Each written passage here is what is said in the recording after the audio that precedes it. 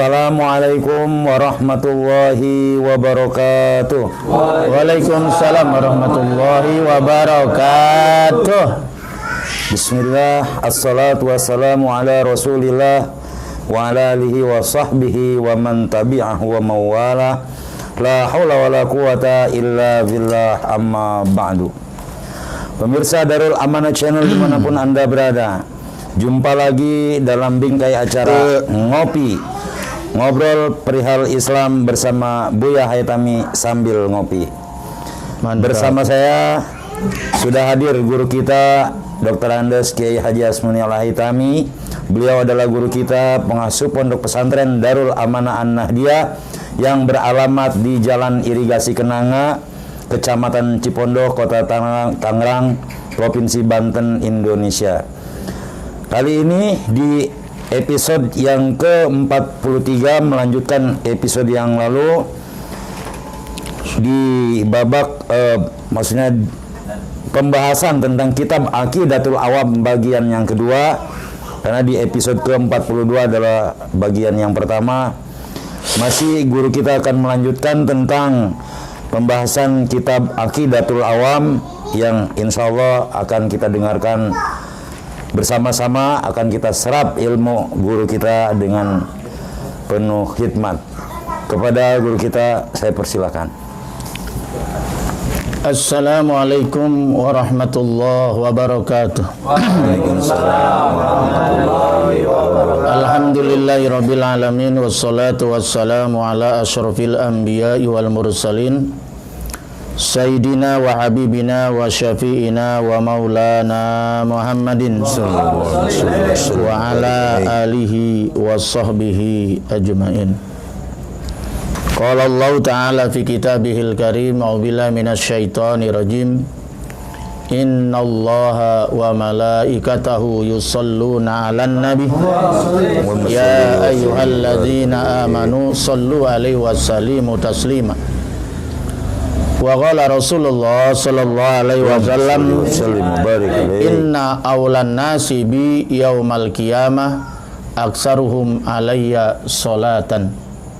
Rabbi israh li sadri wa yassir li amri wahlul 'uqdatam min lisani yafqahu qawli. Rabbi zidni ilman nafi'a warzuqni fahman jaida fil laili wan nahar. Allahumma faqihni fid din wa 'allimni ta'wilah, amma ba'du. Sahibul bait, yaitu Bapak Nahrawi beserta keluarga yang kali malam ini rumahnya dijadikan majelis ilmu, ya. Majelis ngopi, ngobrol perihal Islam sambil ngopi. Mudah-mudahan rumah ini diberkahi oleh Allah Subhanahu wa taala. Ya Allah, amin. Beliau beserta istri dan keluarga mudah-mudahan selalu dalam lindungan Allah Subhanahu wa taala. Membawa acara Ustadz Tuko, para jamaah sekalian, bapak-bapak, saudara-saudara sekalian, baik yang hadir langsung di majelis yang mulia ini atau yang sedang menonton di YouTube, mudah-mudahan ini dicatat sebagai nilai ibadah di sisi Allah Subhanahu wa taala. Dan mudah-mudahan majelis kita ini adalah majelis yang dirahmati dan diridai oleh Allah Subhanahu wa taala. Dan juga mudah-mudahan langkah kita dari rumah ke tempat ini sampai pulang juga menjadi saksi kita, ya, bahwa satu langkah insya Allah satu dosa kita dihapus oleh Allah Subhanahu wa taala. Dan juga satu langkah satu pahala, satu kebaikan diberikan oleh Allah Subhanahu wa taala. Amin ya rabbal. Pada malam hari ini kita akan melanjutkan pembahasan Aqidatul Awam yang ditulis oleh Syekh Ahmad Marzuki Al-Makki, ya, tentang dasar-dasar akidah Ahlussunnah wal Jamaah, insyaallah, ya. Jadi ini yang kita pakai adalah akidah Ahlussunnah wal Jamaah. Akidah Ahlussunnah wal Jamaah, ya. Yang mana akidah Ahlussunnah wal Jamaah itu biasanya di dalam masalah Ahlussunnah wal Jamaah ini biasanya di dalam akidah kita berpegang teguh kepada Abu Hasan al-Asy'ari, ya, dan juga kepada yaitu Abu Mansur al-Maturidi. Dan kemudian di dalam masalah fikih kita berpegang pada salah satu daripada 4 mazhab, wabil khusus dalam ibadah sehari-hari kita berpegang teguh kepada Imam Syafi'i. Dan di dalam bertasawuf biasanya orang Ahlussunnah wal Jamaah itu bertasawuf, ya. Bertasawuf yaitu kita mengikut Imam Al-Ghazali dan Imam Al-Junaidi, ya. Oleh karena itu pada malam hari ini kita membahas masalah akidahnya, yaitu akidah Ahlussunnah wal Jamaah yang kita berpegang teguh kepada kitab Aqidatul Awam yang ditulis oleh Syekh Ahmad Marzuki. Sebelumnya mari kita baca Fatihah buat musonib hazal kitab. Semoga ini menjadi amal soleh buat beliau. Amin. Dan juga kita bisa mengambil manfaat ilmu daripada kitab ini. Al-Fatihah. A'udzubillahi minasyaitonir rajim. Bismillahirrahmanirrahim. Alhamdulillahirabbil alamin arrahmanirrahim maliki yaumiddin. Iyyaka na'budu wa iyyaka nasta'in. Ihdinas siratal mustaqim. Siratal ladzina an'amta 'alaihim ghairil maghdubi 'alaihim waladdallin. Sebelumnya saya minta kepada Ustaz Tuqa untuk membaca nazamnya. Pada Bismillahirrahmanirrahim. Summa salatu wassalamu sarmada ala nabi khairi man qad wahada wa alihi wa sahbihi wa man tabi' sabila dinil haqqi ghairi mubtadi. Summa salatu wassalamu sarmada. Kemudian salawat, artinya rahmat ta'zimnya Allah dan keselamatannya Allah sarmada selamanya. Alan nabi khairi man qad wahada. Mudah-mudahan tetap atas baginda Nabi besar Muhammad sallallahu alaihi wasallam khairi man qad wahada, sebaik-baiknya orang sungguh-sungguh mensucikan man kepada Allah, wa alihi wa sahbihi wa man tabi, dan keluarganya, wa sahbihi dan sahabat-sahabatnya, wa man tabi dan orang yang mengikutinya, sabila dinil haqqi, jalan agama yang benar, ghairu mubtadi, selain yang tidak benar. Wallahu a'lam.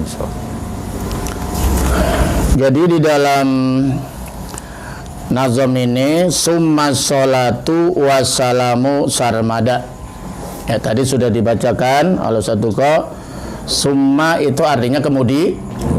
Ya, kalau kita artikan secara bahasa, as-sholatu artinya sholawat, wassalamu itu keselamatan, sarmada artinya selama-lamanya, ya, atau abada. Alan nabi, atas nabi, maksudnya Nabi Muhammad, khairi man, sebagus-bagusnya orang qad wahada yang telah mentauhidkan Allah. Mari kita jelaskan satu persatu daripada kalimat ini. Summa sholatu, apa yang dimaksud sholat di sini? Maksudnya sholawat, ya. Sholawat itu bahasa kita, tapi dalam bahasa Arabnya itu sholat. As-sholatu ala nabi artinya berselawat atas nabi, ya. Makanya secara bahasa as-sholatu itu artinya secara lughatan atau term etimologi itu artinya doa. Ini secara bahasa, ya. Jadi kalau kita berselawat kepada nabi berarti kita mendoakan nabi. Kenapa kita mendoakan nabi? Padahal nabi nggak diperlu doakan juga sudah selamat, karena dia the best man, manusia terbaik. Tetapi ini kita sebagai rasa cinta, rasa mahabbah kita kepada Rasulullah, ya. Gitu. Jadi yang dimaksud sholawat itu adalah secara bahasa ad-du'a bi khairin. Doa, tapi doa yang baik, bukan doa yang nggak baik, ya. Kalau doa yang nggak baik namanya sumpah serapah, nggak boleh. Jadi mendoakan yang baik, Mbak, yang baik saja gitu ya. Itu. Ba'iza udifat ilahi ta'ala kana maknaha ziyadatul in'am al-makrunu bita'zim wa tabjil. Itu. Tapi ketika ini selawat itu diidopatkan, disandarkan kepada Allah, ya, Allah berselawat kepada Nabi, gitu kan ya. Maka itu menjadi maknanya Allah menambah ziyadah, Allah menambah nikmat. Ya, nikmat apa? Emas dan perak tidak. Nabi diberikan nikmat yang lebih dari itu, nikmat yang sifatnya spiritual, nikmat yang sifatnya sangat tinggi sekali seperti sifat kenabian, nubuwah, kemuliaan. Ya, Nabi ditambah terus kemuliaannya, rahmatnya, Allah surahkan rahmatnya, ya, supaya Nabi ini memang sudah mulia, tapi supaya terus Allah bersalawat supaya tambah kemuliaannya. Kemuliaan Nabi bukan hanya di dunia, tapi juga nanti kelak di akhirat. Nabi bukan seorang pemimpin hanya di dunia, tapi Nabi juga pemimpin di akhirat. Seluruh makhluk manusia nanti di akhirat, pemimpinnya adalah Nabi besar Muhammad. Bahkan beliau adalah Imamul Jannah, pemimpin sorga. Ya. Beliaulah orang yang nanti pertama kali dibangkitkan, manusia yang dibangkitkan di padang mahsyar ini. Nah itu. Jadi apa maksudnya? Ya ini untuk bita'zim, jadi makrunun bita'zim. Jadi Allah ini berselawat ini adalah ada relevansinya untuk memuliakan, mentakzim Nabi besar Muhammad. Kita bayangkan kalau Allah saja begitu takzim, begitu memuliakan kepada hambanya yang bernama Nabi besar Muhammad, apalagi kita, betul nggak ya? Mestinya kita malu kepada Allah Subhanahu wa taala, ya. Itu. Terus apa itu? Iya, assalam, wassalatu wassalam, ya. Wassalamu itu artinya tahiyah. Al-laikah bin Nabi. Tahiyah itu apa? Penghormatan. Ya, penghormatan yang memang layak untuk Nabi besar Muhammad sallallahu alaihi wasallam. Gitu. Sarmada artinya daiman, selalu. Jadi semoga salawat dan salam terlimpah, tercurah selalu kepada Nabi besar Muhammad sallallahu alaihi wasallam. Ala Nabi, ya, atas Nabi. Apa itu Nabi? Ya, Nabi itu kalau secara mutlak adalah al-ma'hud, ya, orang yang dijanji. Al-ma'hud indal itak secara mutlak, orang yang dijanjikan akan diutus setiap umat. Biasanya kan ada nabinya, ya, nabi-nabi Yahudi yang paling banyak tuh Nabi diutus kepada nabi kepada kaum Yahudi, ya, kepada kaum Nasrani, kepada kaum muslimin. Seperti Nabi Muhammad diturunkan kepada kaum muslimin, umat akhir zaman, gitu. Wa huwa sayyiduna Muhammad sallallahu alaihi wasallam. Tapi yang dimaksud di sini ala nabi sini adalah Nabi Muhammad. Jadi salawat dan salam selalu tercurah kepada Nabi Muhammad sallallahu alaihi wasallam. Nah ini. Sekarang apa itu nabi? Nah di sini Syekh Aid Al-Maliki tarif nabi ini ada dua.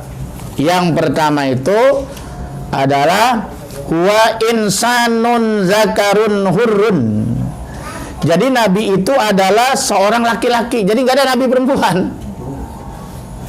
Ya, kalau ada nabi perempuan pasti nabi palsu tuh. Ya, nabi palsu. Karena sini insanun zakarun. Nabi itu adalah seorang jenis laki-laki, hurrun dan merdeka. Jadi laki-laki yang merdeka. Jadi nggak ada nabi itu dari orang budak, nggak ada. Pasti dari orang yang merdeka, gitu ya. Uhiya ilaihi, yang diberi wahyu kepadanya bisyar'in, dengan hukum syarak. Jadi nabi itu seorang laki-laki yang merdeka, uhiya ilaihi, dan diberi wahyu tentang hukum syarak. Jadi setiap nabi itu punya hukum syara masing-masing, syariat masing-masing berbeda. Ya. Misalnya Nabi Musa punya syariat sendiri dengan kitab Tauratnya. Nabi apa lagi?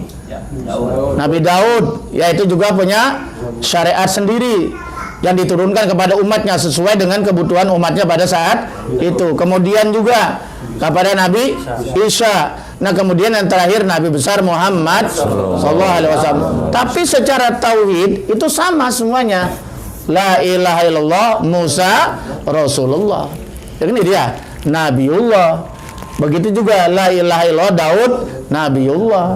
La ilaha illallah Isa Nabiullah Rasulullah, dan terakhir Nabi Muhammad sallallahu alaihi wasallam. Sama sebetulnya, cuman syariatnya yang berbeda, tata caranya yang berbeda, kemudian disempurnakanlah oleh syariat Nabi besar Muhammad.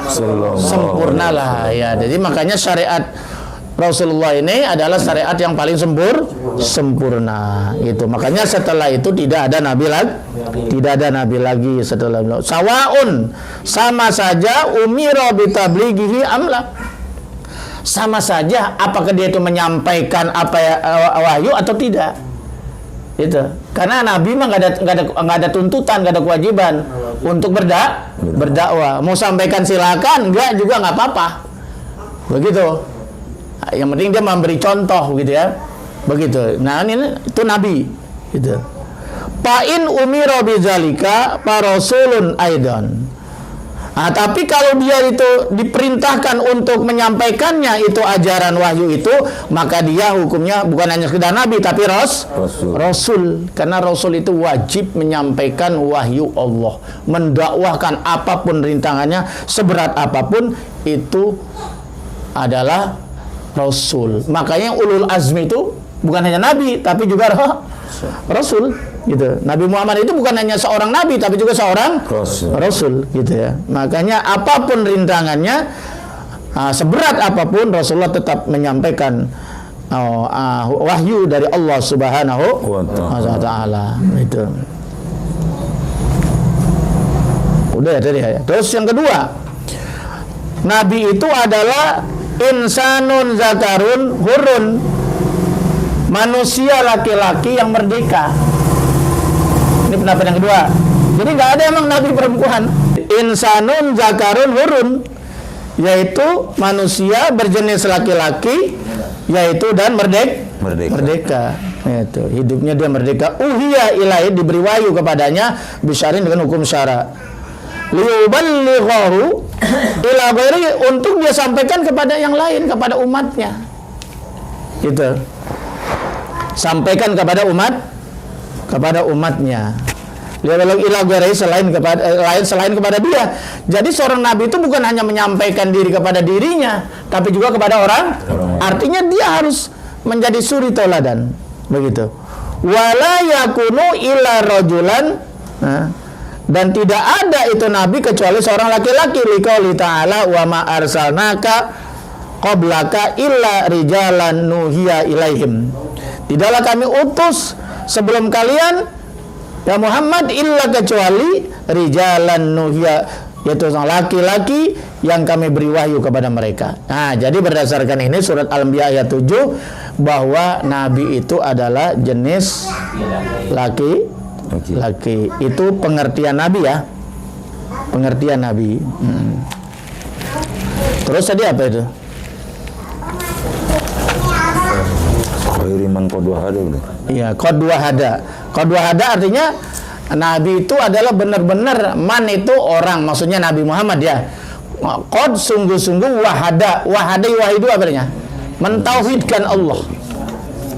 Ya, mengesahkan Allah, mensucikan Allah dari sifat-sifat syirik. Karena sebelum diutus Nabi Muhammad itu orang kafir Quraisy musyrikin, minal musyrikin ya. Dia itu percaya kepada Allah tapi juga dia menyembah patung-patung. Tuhan disimbolkan dengan benda-benda seperti Lata, Uzza, Manat, Hubal. Ini 4 patung yang menurut mereka bapak moyangnya patung Tuhan lah gitu ya. Karena dibikin mungkin dari marmer atau ada apa gitu. Yang lain-lain mungkin dibikin dari tepung, dari roti, giliran lapar jam makan gitu. Nah, makanya ya, kaum jahiliyah bodoh. Abad kegelapan, abad kebodohan. Masa Tuhan dibikin sendiri, dimakan lagi ya, disembah. Masya Allah ya. Nah, iya. Begitu Nabi datang, Nabi memperkenalkan tauhid. Hancurlah itu semua. Terkenal dengan peristiwa Fathu Makkah, iza jaa nasrullahi wal fath. Dengar? Nah, kalau bila datang pertolongan Allah wal fath dan pembebasan kota Mekah, maka mereka datang berbondong-bondong masuk Islam pada saat itu. Terbebaslah Mekah dari kemusyrikan. Hatta Abu Sufyan masuk Islam pada saat itu. Tokohnya. Akhirnya mereka berbondong-bondong masuk. Yang tidak mau Islam itu ada yang kabur. Nggak tahu kemana kabur gitu ya. Mereka itu. Karena nggak mau masuk Islam. Itu. Nah itu. Ya. Dan kemudian dihancurkanlah itu jenis kemusyrikan. Dihancurkanlah itu 360 patung. Semua hanya beribadah kepada Allah. Itu namanya tauhid. Agama tahu? Hanya beribadah kepada, hanya mentuhankan kepada Allah Subhanahu wa ta'ala. Itu sangat jelas konsep tauhid kita di dalam surat Al-Ikhlas. Kulhu, maka sebutkan Al-Ikhlas. Apa Al-Ikhlas itu? Kemurnian, jernih, bening, karena tidak ada kesyirikan. Kul, katakan ya Muhammad, Allahu Ahad. Allah itu esa, tunggal. Tunggal. Kalau satu ada setengah. Ada dua, ada tiga. Ya, tunggal, esa. Ya. Allahu Somad. Allah tempat menggantungkan segala persoalan. Persoalan hidup apa saja, persoalan hidup ini sangat banyak. Gantungkanlah hanya kepada Allah Subhanahu wa ta'ala. Jangan gantungkan kepada gunung, jangan gantungkan kepada patung, jangan gantungkan kepada kuburan, jabatan, apa saja, harta benda. Gantungkanlah segala persoalan Anda hanya kepada Allah. Itu Allahu Samad. Ya. Ini yang dinamakan tauhid rububiyah. Lam yalid wa lam yulad. Itulah yang dimaksud Allah itu esa. Tidak beranak dan tidak. Iya, masa Tuhan berbilang? Iya, lam yalid. Kalau dia beranak, siapa suaminya?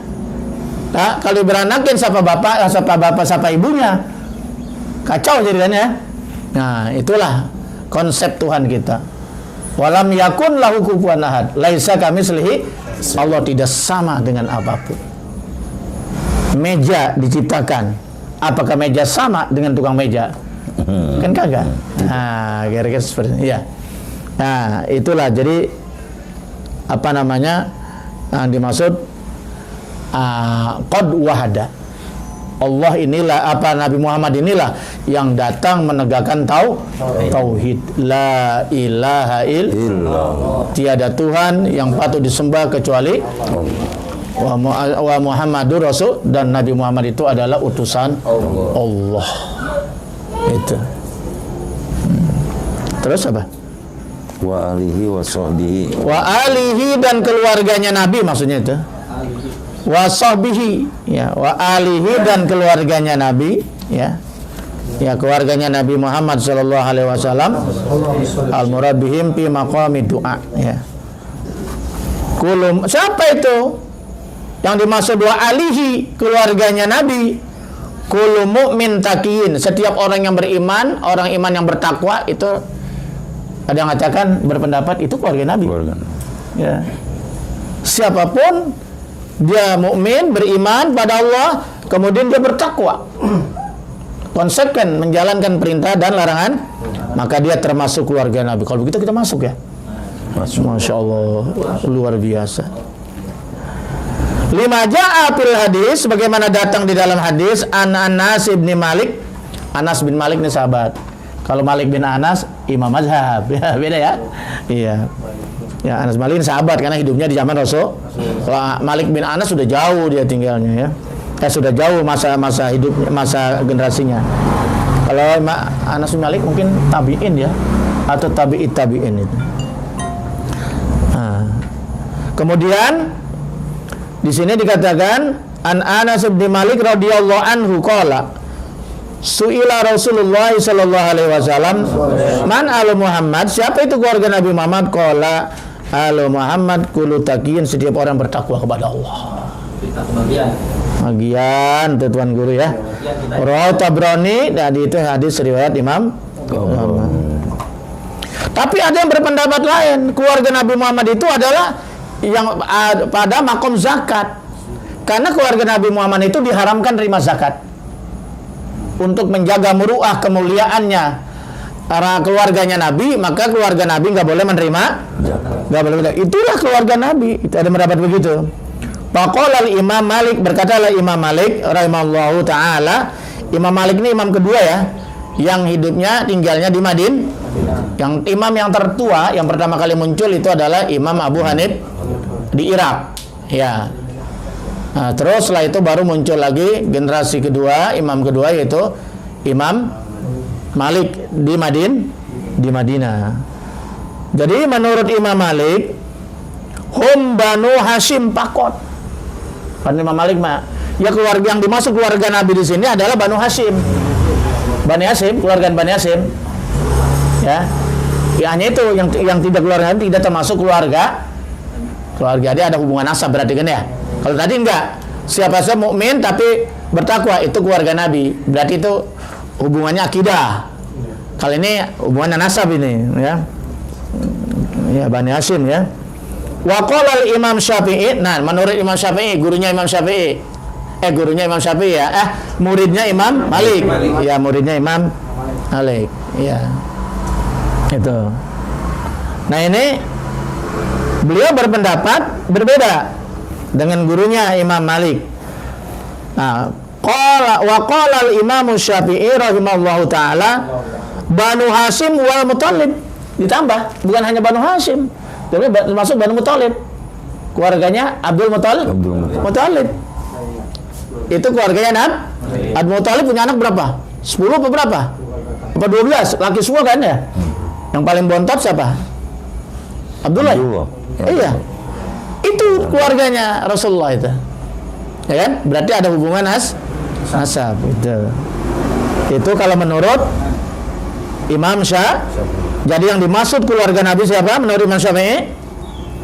Bani Hashim dan Abdul Muthalib.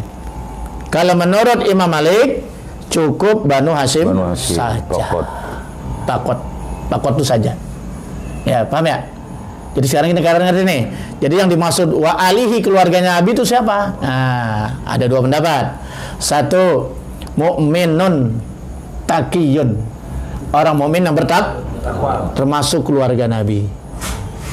Masuk kita nih. Betul ya? Tapi menurut Imam Malik tidak. Hah? Tapi tadi ada dasarnya, ada hadisnya tadi itu, ya. Banu Hashim kalau menurut Imam Malik. Kalau Imam Syafi'i ditambah Bani Hashim dan Abdul Muthalib. Jadi Banu Thalib ya keluarganya Abdul Muthalib. Terus itu ya. Itu yang dimaksud Ali Muhammad, keluarganya Nabi Muhammad.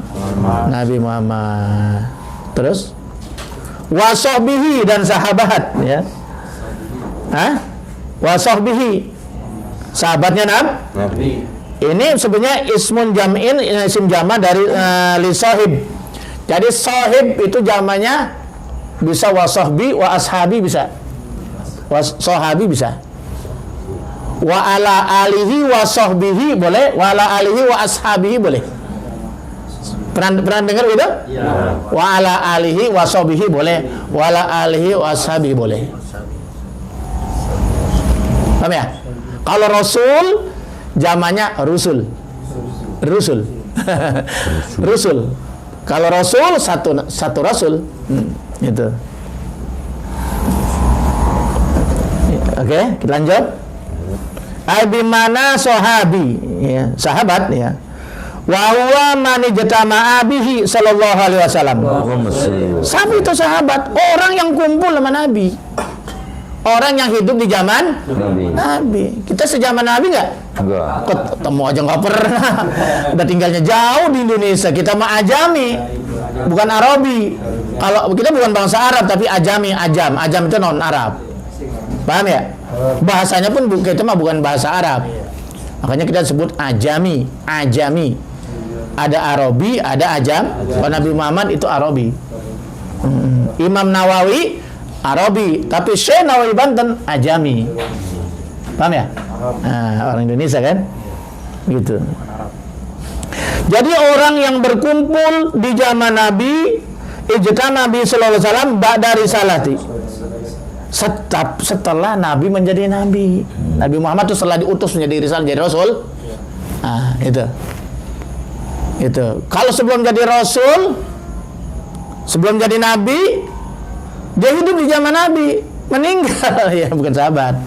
Menurut konsep di sini, dia ketemu dengan Nabi, hidup semasa dengan Nabi atau berkumpul dengan Nabi setelah Nabi Muhammad diutus jadi Nabi, jadi Rasul, mendapat risalah, wahyu. Gitu. Mukminan dan dia beriman. Jadi Abu Jahal gak masuk. Gak masuk. Menurut konsep ini. Bukan sahabat. Ya. Bukan sahabat Abu Jahal, Abu Lahab, Abu Gosok. Tapi pak dia ketemu Nabi tiap hari. Memang dia izam Nabi. Soalnya dia setiap hari ketemu Nabi, hidup sejaman dengan Nabi. Tapi kafir, tidak beriman kepada kenabian Nabi Muhammad, dengan risalahnya Nabi Muhammad dia ingkar. Maka dia bukan sahabat. Jadi ada syaratnya di sini. Ya, syaratnya mu'minan wa mata ala imanihi, dan dia mati membawa iman. Dia ketemu dengan Nabi, beriman kepada Nabi, menjelang mati murtad, bukan sahabat. Kenapa begitu? Munafik itu. Tapi begitu menjelang kematiannya dia murtad, keluar daripada keimanan. Su'ul khotimah. Jadi menurut di sini nggak masuk sahabat tuh. Sahabat itu orang yang hidup semasa dengan Nabi. Ada yang mengatakan ketemu Nabi, ada yang katakan tidak ketemu Nabi nggak apa-apa. Tapi karena mungkin terlalu jauh tinggalnya, dia nggak sempat ketemu Nabi. Tapi dia sampai risalah itu kepada dirinya dan dia beriman kepada risalah Nabi. Dan dia beriman sampai wafat, dia tetap beriman kepada ajaran Rasulullah. Nah, itu sahabat. Kita mah jangan ngaku sahabat. Ya walaupun beda negara gitu. Iya, teritorial bisa jauh, bisa saja di Yaman gitu kan. Bisa saja di Yaman kan jauh juga. Mesir misalkan udah nyebrang laut misalnya. Maroko. Iya, Maroko yang akan bertanding ntar kan? Iya, lawan Prancis kan? Iya. Maroko lawan Prancis. Hah? Jangan Prancis.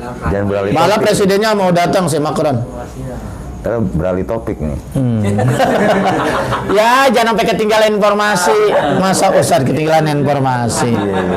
Ya, kita seneng aja bola dunia diadakan di negara Islam, Qatar, sehingga banyak sekali yang masuk Islam. Subhanallah. Karena Islam ditampakkan di sana betul-betul rahmatan lil alamin. Tiketnya 2 kali syahadat itu, Bu ya. Wah, luar biasa. Masuknya benar. Benar itu, bukannya isu, benar.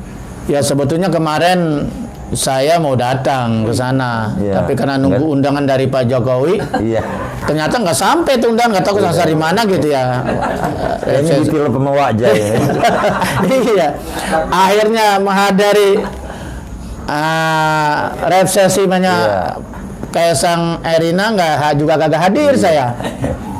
Ya kan ya? Iya, ke Qatar gua nggak hadir. Banyak kempes lagi menjemput. Ya udah, nonton aja di depan TV. Tahu undangannya kemana gitu? Wajah itu. Masya Allah. Udah tuh ya?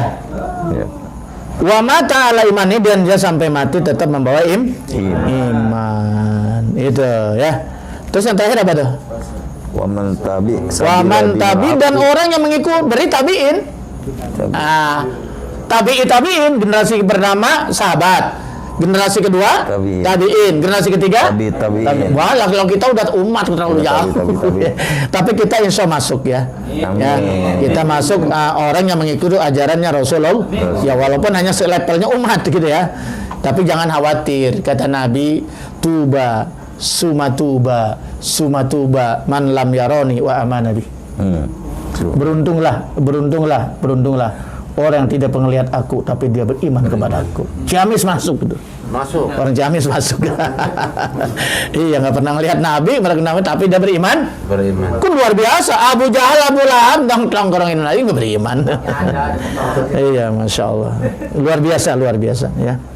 Jadi Nabi itu sangat mengagum umatnya di akhir zaman yang nggak pernah jauh tinggalnya dari Mekah Madinah, ya jauh secara masa.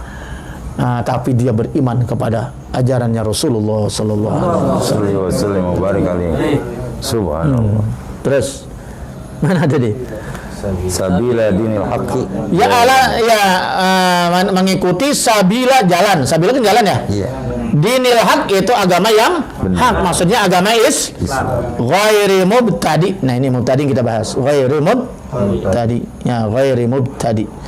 Mubtadi itu artinya bid'ah, mengada-ngada. Enggak ada dasar hukumnya. Itu. Ditarik-tarik benang merahnya juga nggak ada gitu. Ditarik-tarik benang merahnya, wah ke gunung gede nyampenya, ke sahabat kagak nyampe, ke ulama nggak nyampe, apalagi ke nabi. Nah itu bid'ah namanya, bid'ah yang tidak ada dasarnya. Makanya Imam Syafi'i membagi bid'ah itu al-bid'ah itu bid'atani. Bid'ah itu terbagi dua. Ma wafaqa sunnah, bahwa itu adalah bid'ah mahmudah. Jadi sesuatu yang tidak ada di zaman Nabi, kemudian dia ada, tapi tidak bertentangan dengan sunnah, tidak bertentangan dengan ajaran Rasul. Itu bid'ah, cuman ibadah mahmudah atau bid'ah hasan terpuji. Contohnya sholat tarawih berjamaah, Nabi nggak pernah melakukan. Tapi banyak itu dari mulai zaman Nabi sampai zaman Sayyidina Abu Bakar As-Siddiq, sholat tarawih sendiri-sendiri. Orang begitu banyak sholat sendiri-sendiri. Begitu dikerjakannya lagi waktu tahajud, kan nggak semua orang bisa melakukan. Punya ide lah, soalnya Umar bin Khattab orang yang sangat cerdas, cemerlang. Wah, ini sangat bagus ini, ya, sangat strategis ini. Kalau kita kumpulin pada Isya ini, udah berjamaah saja ini. Iya. Akhirnya diadakanlah sholat berjamaah pada Isya. Walau banyak yang ikut, ramai luar biasa, ya kan? Masya Allah. Sampai diprotes oleh Bilal bin Rabah, kalau nggak salah ya. Bilal tahu sendiri kan, muazzinnya Rasulullah. Ya amirul mu'minin haji bid'ah. Ini bid'ah, ini nggak dicontoh dari Nabi kalau itu. Nikmatul bid'ah hazihi, kata Amirul Mukminin Sayyidina Umar bin Khattab. Ini adalah bid'ah yang terbaik. Kalau emang ini bid'ah nggak dicontoh dari Nabi, tapi ini bid'ah yang terbaik. Karena sholat taraweh berjamaah itu nggak ada yang bertentangan. Bertentangannya di mana? Nggak ada kan? Ya sholat kan tetap sholat seperti kayak Nabi, cuman dihimpun aja berjamaah. Betul nggak ya? Betul. Itu. Nah, gitu lah. Jadi nggak bertentangan dengan sunnah. Tapi yang kedua adalah bid'ah yang bertentangan dengan sunnah Nabi, ajaran Nabi, nggak ada benang merahnya. Nah, itulah yang dinamakan bid'ah mazmumah, tercela atau sayyi'ah. Itu yang dolalah. Itu. Jadi bid'ah itu adalah apa itu? Al-mubtadi man kharaja anil haq. Orang yang mengada-ngadakan sesuatu yang baru, itu adalah orang yang bikin bid'ah adalah man kharaja anil haq. Gitu. Al-mubtadi itu adalah man kharaja anil haq. Orang yang keluar dari kebenaran, keluar dari jalur Allah dan jalur Rasulullah gitu loh. Al-haqqu wa kullu ma wafaqal kitab wa sunnah. Yang dimaksud hak di sini, kebenaran ini adalah segala sesuatu yang bersesuaian dengan Quran dan sunnah. Dan juga wal ijma, bersesuaian dengan ijma ulam, wal qiyas, dan juga bersesuaian dengan qiyas. Qiyas itu dalil akal, ya. Akal sehat tentunya. Itu ya. Itu yang kita maksud adalah bid'ah. Jadi adapun bid'ah secara syara itu adalah udisat ala khilafi amri syari. Sesuatu yang diadakan, sesuatu yang baru ala khilafi amri syari, yang bertentangan dengan hukum syara. Tahlilan bertentangan nggak dengan hukum syara? Tidak. Oh tidak. Tahlilan isinya apa? Zikir kan, ayat Quran, salawat, zikir, la ilaha illallah, betul nggak ya?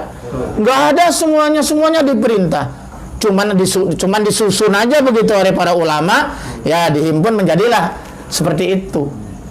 Tapi kalau kita pretelin satu-satu, yang pertama kita baca kulhu, dilarang nggak? Enggak. Baca al-falaq dilarang nggak? Baca anas dilarang nggak? Tidak. Baca al-fatihah, ayat kursi, betul nggak? Kemudian la ilaha illallah, abdul zikri fa'lam anahu la, seabdal adalah zikir adalah la ilaha illallah. Nggak ada yang bertentangan apa? Salawat nggak ada, Enggak. diperintah, betul nggak? Nah itu loh. Nah makanya tahlilan itu boleh kita katakan bid'ah, artinya acaranya, riungan itu. Tahlilan disusun seperti itu oleh ulama yang nyusun kan ya. Nah iya, nah, itu. Tapi pada dasarnya tidak ada yang bertentang. Betul. Maka itu adalah bid'ah Mahmud. hasanah. Hasanah. Kalau kita mengatakan bid'ah, ya. Wallahu a'lam bishawab. Alhamdulillahirrabbilalamin. Demikian pemaparan dari guru kita, dua bait syair dari kitab Aqidatul Awam ini, yang mana tadi telah dijelaskan arti daripada salawat dan siapa nabi, siapa sahabat, siapa tabi'in. Kita alhamdulillah sedikit ilmu kita telah bertambah. Dan untuk melengkapi sesi ini, saya membuka dua peluang pertanyaan yang insya Allah nanti akan dijawab oleh guru kita. Yang pertama silakan Bapak Aditya. Assalamualaikum warahmatullahi wabarakatuh. Waalaikumsalam warahmatullahi wabarakatuh. Ini ada sedikit pertanyaan, Bu ya. Kenapa kita bersolawat kepada Nabi, dan apakah ada dasar hukumnya dari Al-Quran dan hadis? Mohon penjelasannya. Atas jawabannya saya ucapkan terima kasih. Semoga Buya sehat selalu. Wassalamualaikum warahmatullahi wabarakatuh. Waalaikumsalam warahmatullahi wabarakatuh. Kenapa kita berselawat kepada Nabi? Ya, tadi kan sudah dijelaskan. Selawat itu apa sih? Artinya doa ya, mendoakan Nabi sebagai rasa hormat dan takzim atau mahabbah kepada, sebagai rasa cinta kita sama Nabi. Karena Nabi terlalu cinta sama kita, betul nggak ya? Nabi itu terlalu cinta sama kita. Coba bayangkan dalam kondisi yang gawat darurat, mau sakratul maut, Nabi masih ingat sama kita. Coba, kita belum tentu tuh. Ya? Nabi mau meninggal dunia saja ingat umatnya, bukan keluarganya, malah umatnya yang disebut-sebut ummati as-sholah ittaqun nisa. Sholat. Karena saking pentingnya sholat itu, Nabi waktu menjelang meninggal dunia, umatnya jangan sampai meninggalkan sholat. Sayangi kaum perempuan, beri perlindungan kaum perempuan, karena perempuan ini bisa timbul menjadi sumber fitnah. Begitu juga waktu di padang mahsyar nanti, yang dia cari itu siapa? Umatnya. Coba bayangkan itu. Bukan yang dia cari itu ya istriku Siti Khadijah, Aisyah misalnya, atau Fatimah, atau cucuku Hasan dan Husain. Yang pertama kali dia cari umatnya, umatku.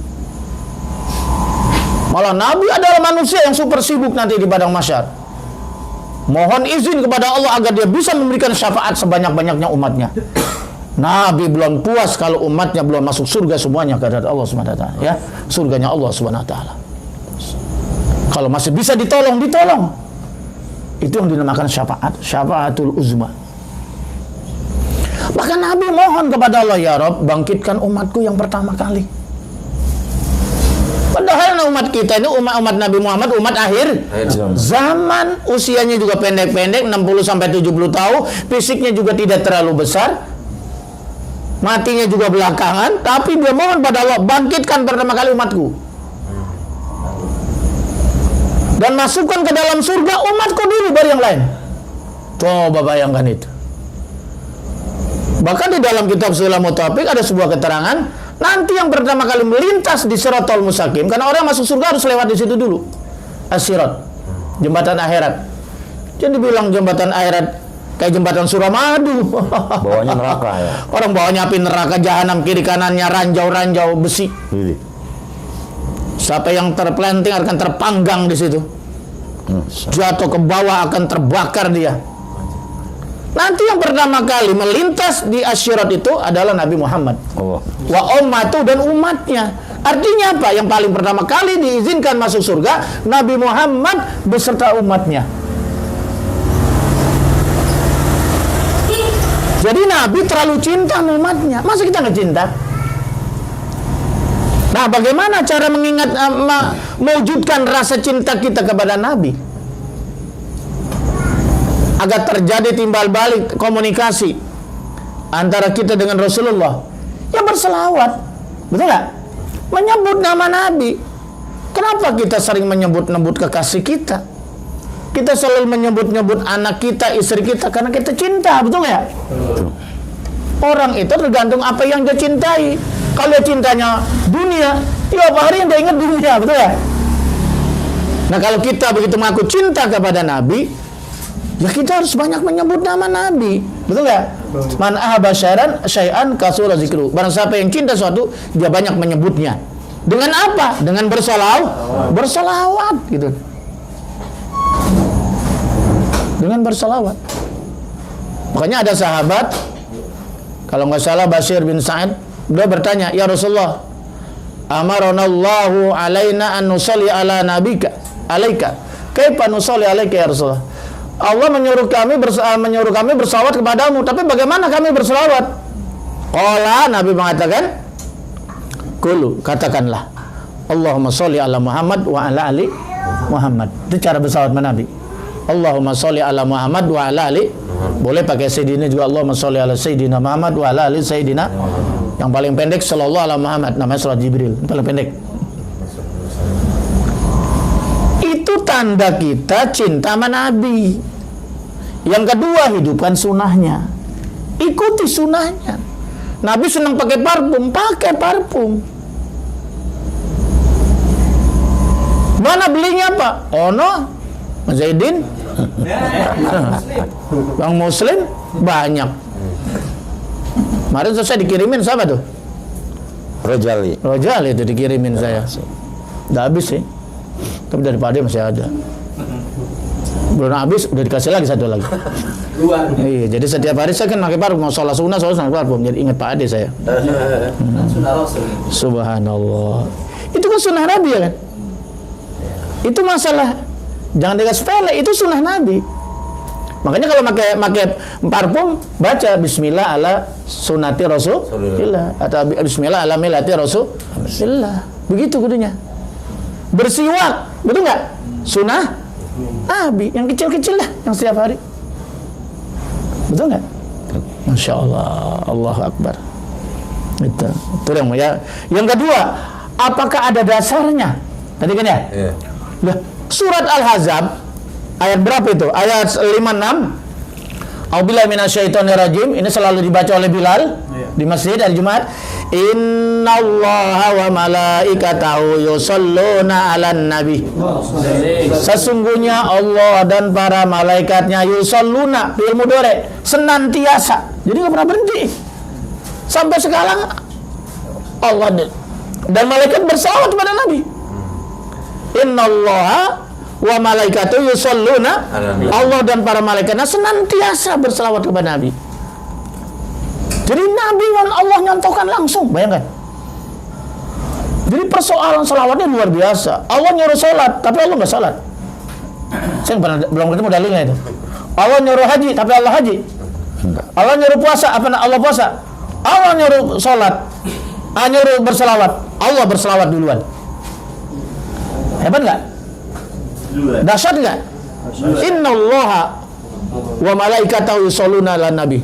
Sungguhnya Allah dan para malaikat senantiasa bersalawat kepada Nabi. Barulah nyuruh dia, ya ayyuhalladzina amanu.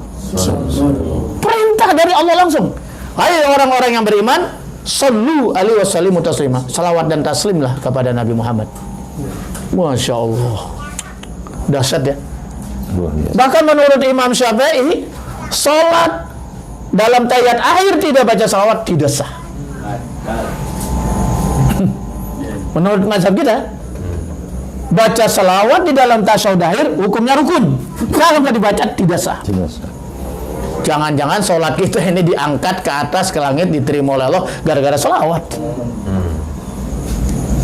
Karena menyebut Nabi, kekasih Allah, betul ya? Ya kalau melihat sholat kita mah ya, lu sholat lu maati lu ngayap, termasuk yang ngomong. Iya.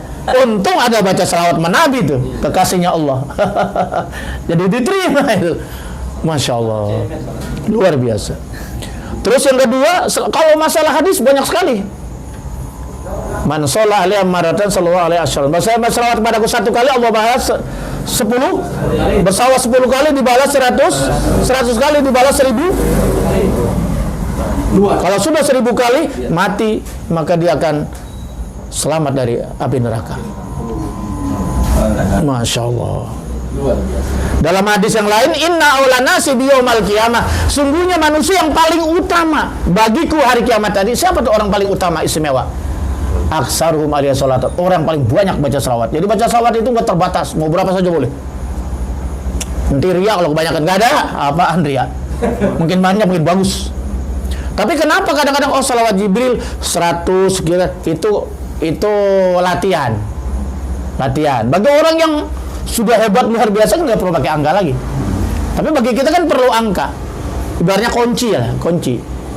Ya, la ilaha illallah subhanallah 33. Alhamdulillah 33, Allah 33. Mungkin itu kunci. Kalau anak kuncinya kebanyakan kan nggak bisa dibuka pintu. Kira-kira begitu. Ada rahasianya itu kan. Cuman kita nggak tahu. Ulama yang tahu, ya. Wallahu a'lam bishawab. Alhamdulillahirabbil alamin. Demikian sebuah jawaban dari pertanyaan atas pertanyaan dari Bapak Ade Tiar. Sudah jelas Pak Ade? Insyaallah. Alhamdulillahirabbil alamin. Kemudian pertanyaan yang kedua dari Pak Abdi. Silakan Pak Abdi. Bismillahirrahmanirrahim. Assalamualaikum warahmatullahi wabarakatuh. Assalamualaikum warahmatullahi wabarakatuh. Buya, untuk mempertegas tema kita kali ini, saya mau bertanya, apa yang dimaksud Allah dan para malaikat bersalawat kepada Nabi? Mohon pencerahan dan biar kita semua lebih paham lagi, Buya. Iya. Itu saja. Iya. Assalamualaikum warahmatullahi wabarakatuh. Tadi kita udah jelaskan kalau secara lugha ya as-salawat itu adanya doa ya, doa gitu, doa itu. Tapi apa yang dimaksud bersalawat? Allah bersalawat apa? Innallaha wa malaikatahu. Allah dan malaikatnya bersalawat. Nah, ini ada sebuah hadis wa qad warada an Ibnu Abbas. Nah, ini dari Ibnu Abbas ya, termasuk orang yang banyak merawatkan sahabat-sahabat yang paling banyak meriwayatkan hadis diantaranya adalah Abu Hurairah Ibnu Abbas, Anas bin Malik ya? Termasuk Siti Aisyah. Iya tuh. Abdullah bin Umar itu juga banyak sekali meriwayatkan hadis itu. Iya. Itu. Ini di sini dikatakan hadis ini dari Ibnu Abbas ya. Ibnu Abbas. Anaknya Abbas ya. Itu anna sholata minallahi rahmatun. Kalau Allah berselawat kepada Nabi itu namanya Allah mencurahkan rahmat. Allah mencurahkan rahmat kasih sayang. Karena Allah Nabi Muhammad itu Habibullah, kekasihnya Allah. Karena Allah sayang kepada Nabi Muhammad, maka Allah berselawat, Allah curahkan rahmatnya. Ditambah terus rahmatnya semakin banyak. Supaya apa? Supaya kemuliaan Nabi Muhammad terus tinggi, terus terangkat, semakin tinggi, sehingga nanti kewibawaan Nabi Muhammad itu luar biasa nanti di padang mahsyar. Bukan hanya manusia biasa, termasuk nabi-nabi yang lain pun itu rindu pengen jadi umatnya Nabi besar Muhammad. Saking istimewanya Rasulullah Sallallahu Alaihi Wasallam, saking tingginya derajatnya Rasulullah Sallallahu Alaihi Wasallam.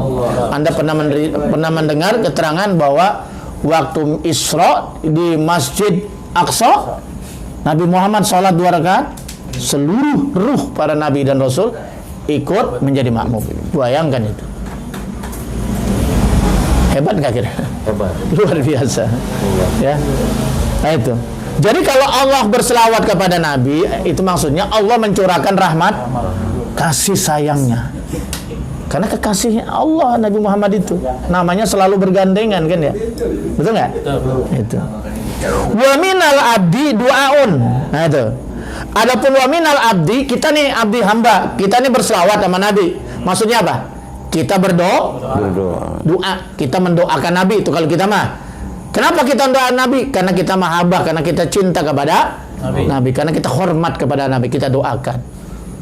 Ya, emang nggak boleh? Boleh. Kita cinta sama orang tua kita doakan, betul nggak? Ya, kan bagus itu, mulia, betul nggak?